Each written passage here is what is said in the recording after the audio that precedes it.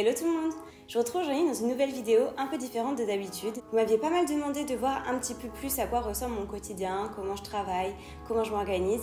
Et du coup, j'ai décidé de vous amener pour une journée avec moi. Si vous ne me connaissez pas, je m'appelle Estelle, je viens de finir ma 5e année de médecine, donc je vais entamer ma 6e année. Et qui dit 6e année dit concours le plus important de toutes les études de médecine. Donc, j'ai décidé de vous amener dans une journée avec moi pour que vous voyez un petit peu une journée type.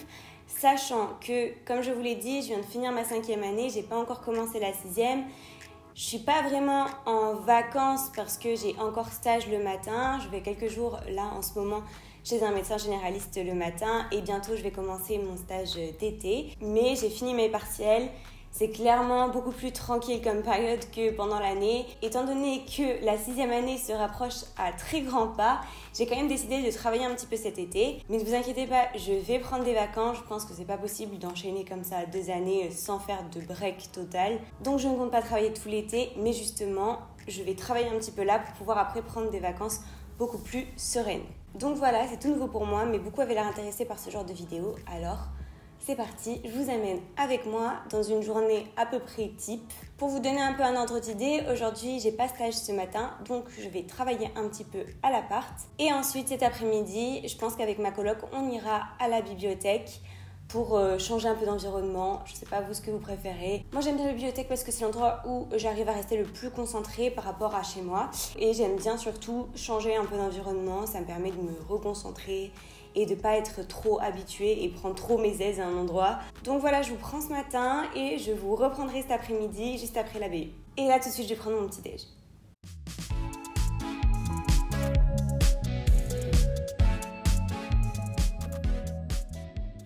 Hey, je vous retrouve pour ma session de travail du matin.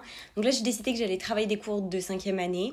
Je vous ai fait toute une vidéo pour vous présenter la 5e année qui va bientôt sortir. Elle n'est pas encore sortie, mais je l'ai déjà filmée.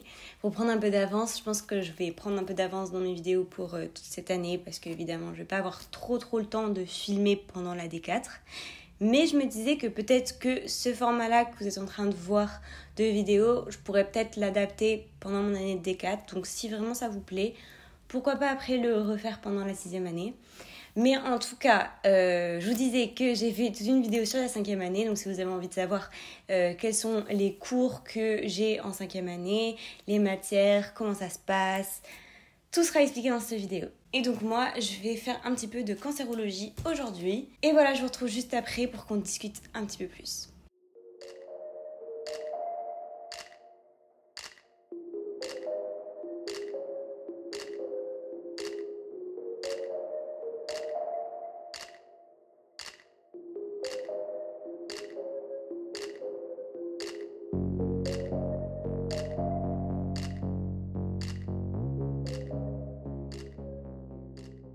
Bon, petite session du matin finie. J'ai envie de prendre un peu de temps maintenant pour vous parler d'un projet qui me tient à cœur.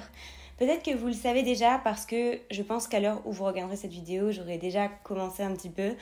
Mais j'ai créé un compte Instagram qui s'appelle Dr Estelle, j'avoue c'est un petit peu prétentieux de ma part, où j'ai décidé de vous partager mon quotidien, surtout pour la 6e année, et pouvoir faire un lien entre mes vidéos et Instagram plutôt que vous rediriger sur mon compte perso. Vous pouvez toujours me rejoindre sur mon compte perso si ça vous fait plaisir. Mais pour ceux qui veulent du contenu un peu plus axé sur la médecine, un peu plus sur ce que je fais en fait sur cette chaîne, avec des conseils. Et si vous avez envie aussi de voir un petit peu tous les jours en story mon quotidien, je vais essayer d'être assez active sur ce compte. Après voilà, dans les mesures du possible, étant donné que je serai quand même en train de préparer un concours, je me suis dit que ça pourrait être un bon moyen d'échanger. Et aussi parce que sur mon compte perso, je reçois beaucoup de DM me demandant des conseils sur la médecine, sur ceci, cela. Et je vous avoue que souvent ça passe à la trappe, déjà parce que les DM se suppriment au bout d'un certain temps.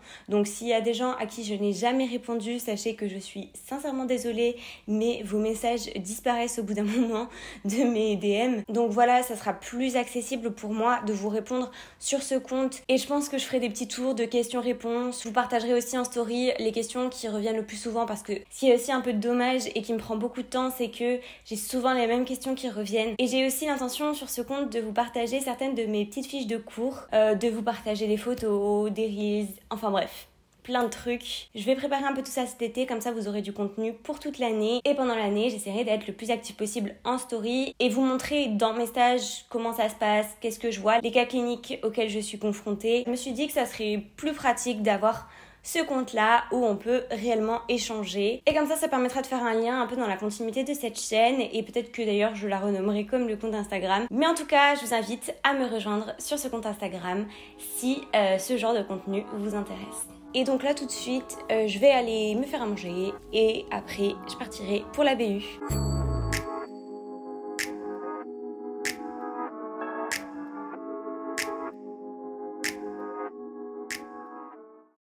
Hey, je suis rentrée. Vous pouvez constater que je me suis changée parce que je vais aller faire un peu de sport. Mais je vous avoue que pour l'instant, j'ai vraiment la flemme parce qu'il fait encore très chaud. Quand on est habillé, on peut y aller direct et ça laisse moins le temps de réfléchir, de se dire est-ce que je vais le faire, oui ou non. Voilà, chacun ses stratégies pour lutter contre la flemme. Sans vous mentir, je suis pas une très grande sportive. Quand j'étais plus jeune, je faisais beaucoup de danse. Je sais pas si je vous en avais déjà parlé. Et après, avec la bassesse, enfin la première année de médecine, j'ai du mal encore.